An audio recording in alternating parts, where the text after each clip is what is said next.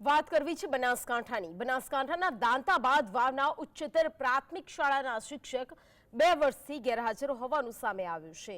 દર્શન અંબાલાલ પટેલ નામના શિક્ષક કેનેડામાં સ્થાયી થયા હોવાની માહિતી સામે આવી છે। જીએસટીવીમાં આ મુદ્દે અહેવાલ પ્રકાશિત થયા બાદ શિક્ષણ વિભાગે 1 મહિના અગાઉ આ શિક્ષકને ફરજ પરથી બરતરફ કર્યા છે। શિક્ષકને 3 વાર નોટિસ પાઠવવામાં આવી હોવા છતાં જવાબ ન આપવામાં આવતા બરતરફ કરવાના પગલાં લેવામાં આવ્યા છે। કેટલાક શિક્ષકો ગેરહાજર રહેતા બાળકોના શિક્ષણ પર અસર પડી રહી છે, તો આવા ભૂતિયા શિક્ષકો સામે પગલાં લેવા માંગ ઉઠી છે।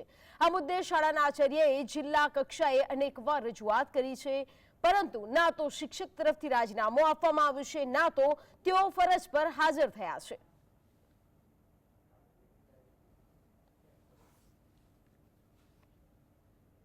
વિદેશમાં હતા જે અનુસંધાને સતત 1 વર્ષ કરતાં વધુ એમની ગેરહાજરીને ધ્યાને લઈ તાલુકા પ્રાથમિક શિક્ષણ અધિકારી દ્વારા અત્રેની કચેરીએ રિપોર્ટ કરેલ।